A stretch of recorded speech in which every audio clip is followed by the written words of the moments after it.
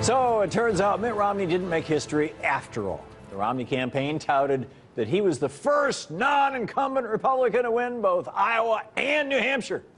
But upon further review, it's not quite the case.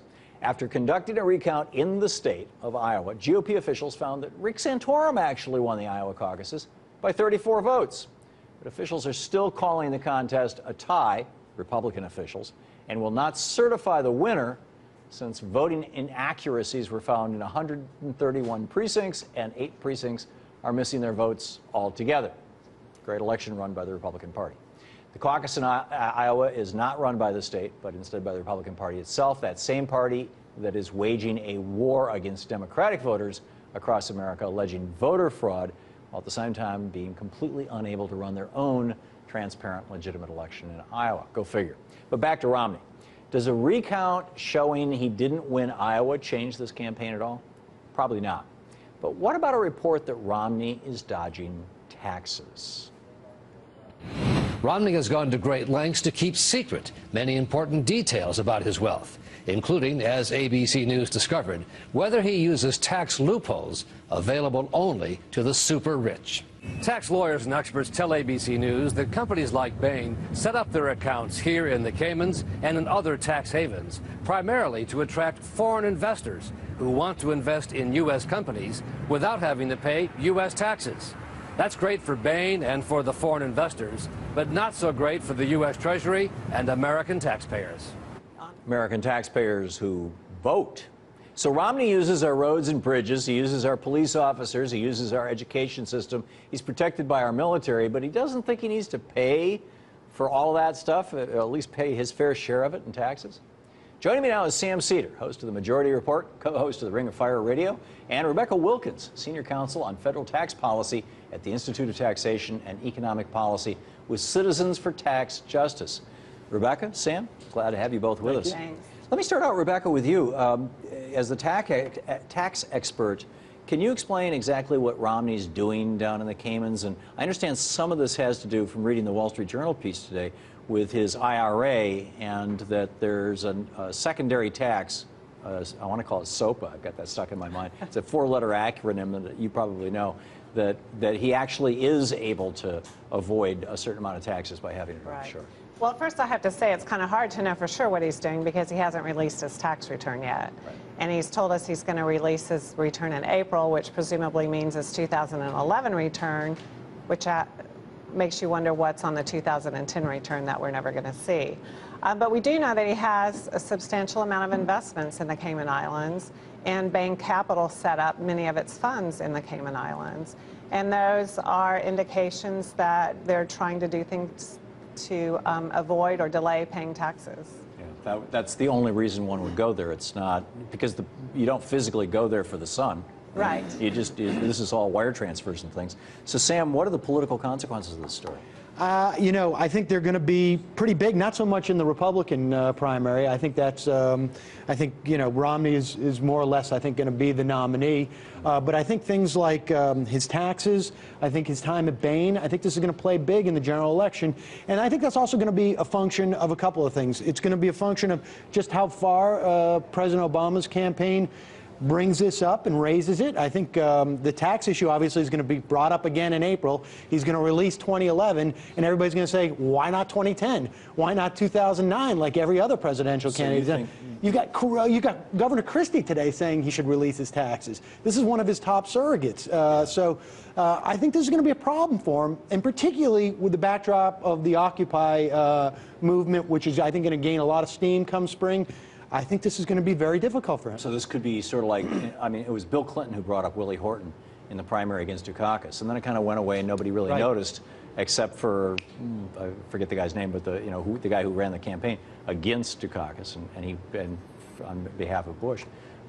This is going to pop back up again. And I don't even know if it's ever going to even really go away. I mean, the thing is that this ties in so much into a prevailing narrative that Mitt Romney just happens to be very poorly suited for, which is that there's incredible income disparity. That one of the reasons why there's incredible income disparity is because of our tax code, and we also have a portion of our capitalism in this country preys on the middle class, and we have over-financialization of our economy, which crashed the economy in 2008, and all this plays into it, and so I think it's going to be a big problem for him. Rebecca, to Sam's point, how prevalent is this kind of tax evasion?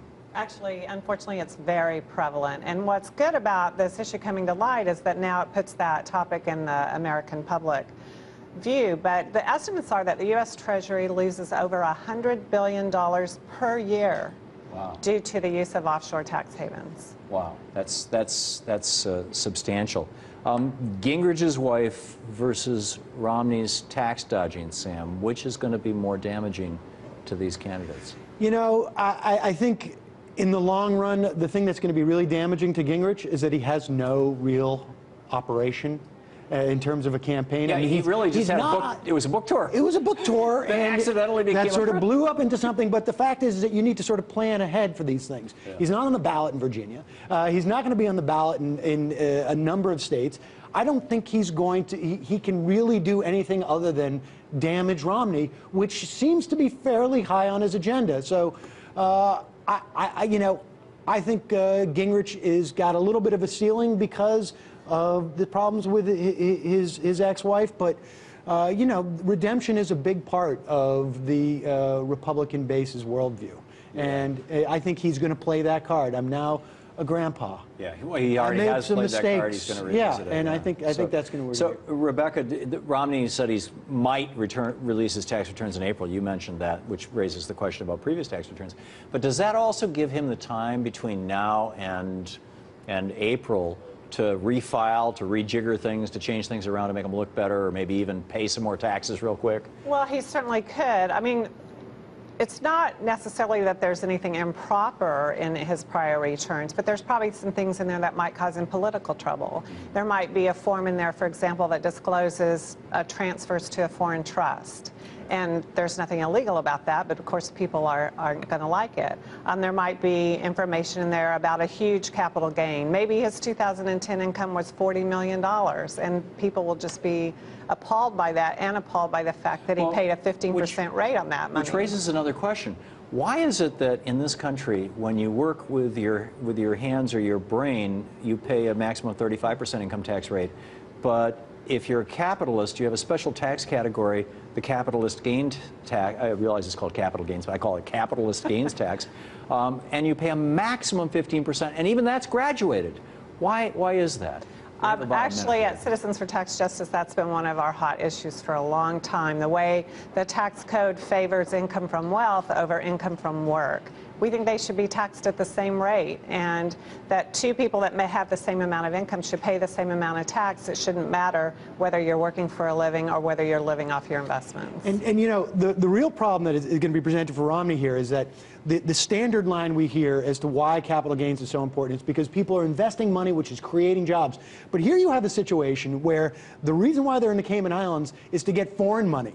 And the money that that Romney makes off of Bain, he's still making $1 million, or was up until very recently, a year off of that, was not money that he put into Bain.